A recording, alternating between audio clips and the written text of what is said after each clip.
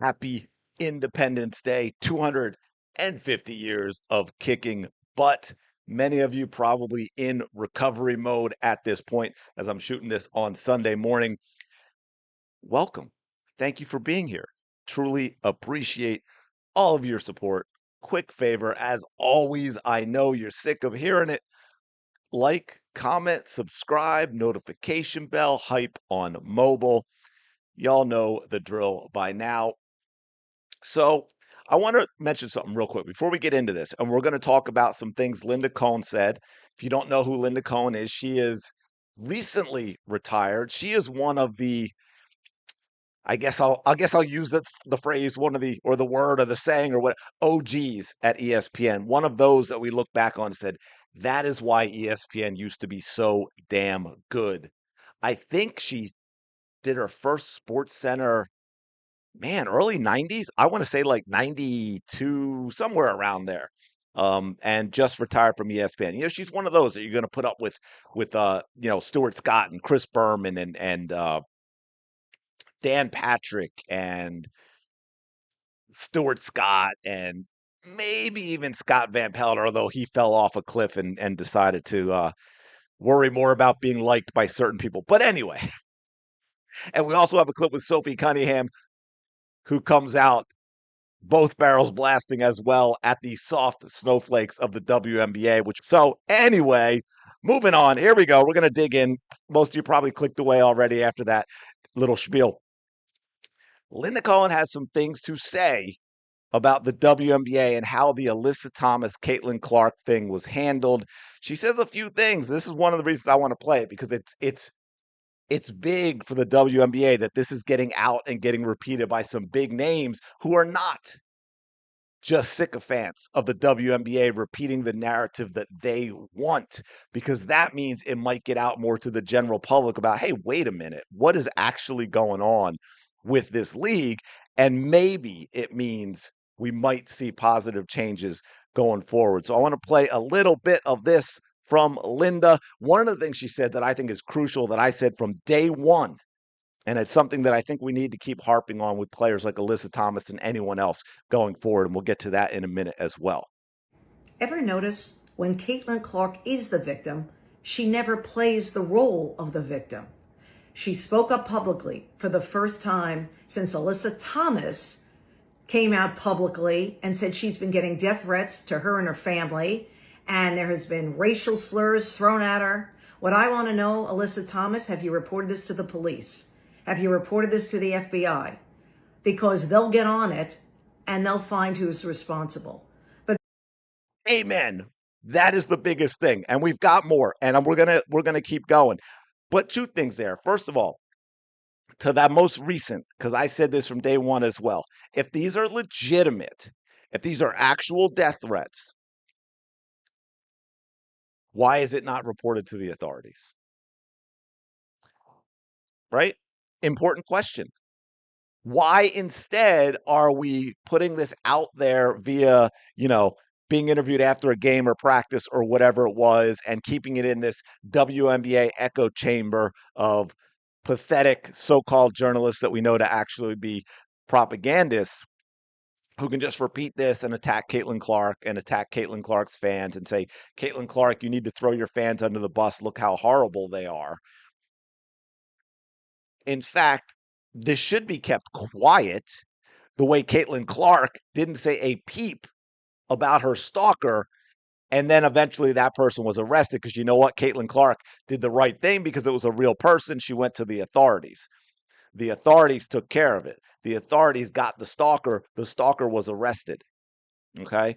So until I see proof, and if there is proof, then that means you go to the authorities. Otherwise, to me, you're just using bots and trolls and some random weirdo with 3 followers who's been on X for a decade and is sitting in their basement tweeting out nonsense just to get people riled up. And let's not put past or move past the fact without thinking about the possibility that Alyssa Thomas's own fans are doing this to get this reaction. Promise you, that type of thing does happen, right? That type of thing does happen. So that's big. And then the thing she said before that, I think is really, really important as well. And that was this idea of racial slurs, right? We know that Alyssa Thomas has repeatedly lied about racial slurs. Multiple times she said she's heard them yelled at her during the game. Zero proof.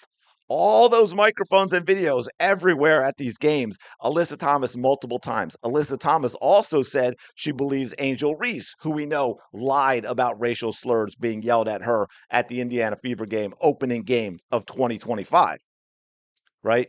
To the point where a WNBA even investigated, and yet nothing was found. But back to Caitlin Clark. She always takes the high road in these situations. She did it back in the day with Angel Reese. All these controversies. I love what Caitlin Clark said. I do love that she took the high road here, saying this cannot happen to any player in the league, no matter what the situation is, players, coaches, whatever. But she also took the time, which I loved, to basically told the league to be better communicating. She also mentioned the officiating very subtly. I'm going to say it with an exclamation point. The bad officiating in the WNBA has led to most of this minutia. Yeah, most of this controversy. All of these controversies. Be better officials. Is there an agenda here that I don't know about? 100%. A few things there. Yes, Caitlin Clark very politely, very, I guess, I want to say indirectly, but no, I think it was just that it was so politely done that it didn't slap you in the face. It's completely savage and skewered the WNBA and the officiating as well, just like Linda said.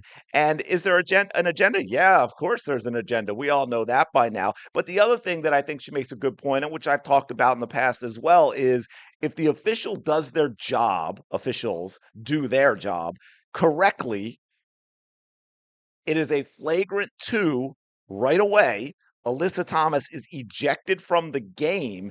And yes, just like all other sports, because this is not a Caitlin Clark thing, it is not a race thing, just like all other sports, there will be a conversation after about this because that is, guess what, normal.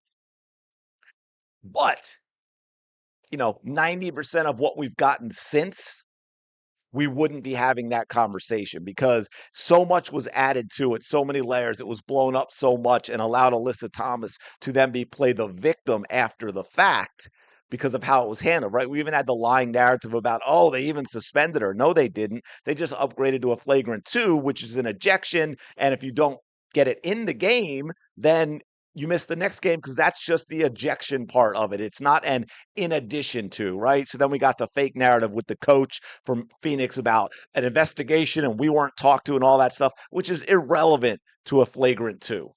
Speaking of agendas, congratulations to Caitlin Clark. 3 straight years named and voted an All-Star Game starter. That's the great news. Second most votes by the fans for Caitlin Clark. The media, third most votes for Caitlin Clark by members of the media. What about other players in the WNBA? How do they feel about Caitlin Clark and how she is as a guard? Well, they ranked her 11th best among guards. Her numbers and all the other votes got her in as a starter despite that stupidity by many WNBA players who had a vote. Unbelievable. Use your brains. A whole lot of brains, Linda, unfortunately.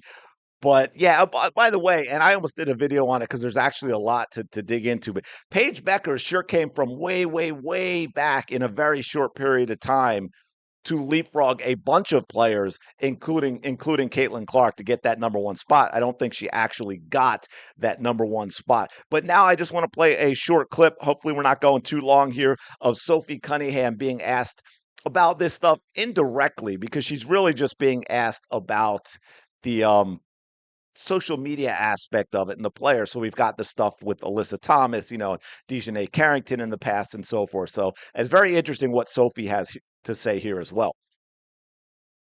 All right, let's take a listen to Sophie.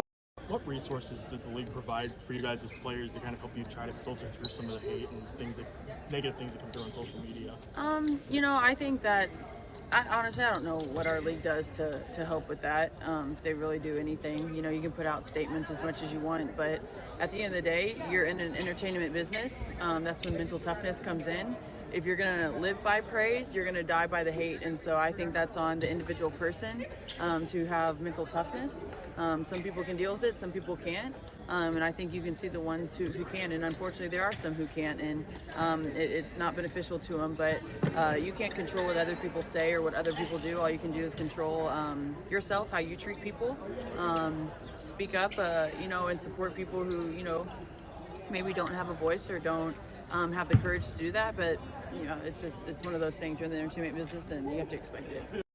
What resources do In other words, Sophie Cunningham said, grow up and deal with it. But of course, we know that a big part of it is the players do want to control what everyone else says because it's a league that is built on activism. It is a league that is built on their little social club, and they are not going to allow other people with different opinions. They hate everything about that idea. But Sophie said, hey, snowflakes, grow up, deal with it, stay off social media if you can't handle it. And of course, the other thing that I would add with these players is it's very disingenuous because it's all about being a victim because these players are very active on places like Threads, very active on places like Blue Sky, where they interact with fans who feel the same way about they do. And when fans say nasty, nasty things about Caitlin Clark, they agree, they laugh, and they encourage it.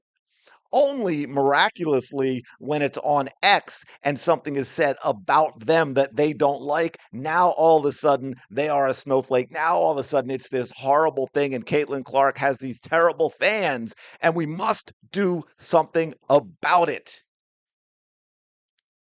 I will say this in finishing up, getting someone like Linda to say these sorts of things, right? Getting a little bit more of that, getting, Colin Coward and people like that to start speaking out that isn't, how should I put this?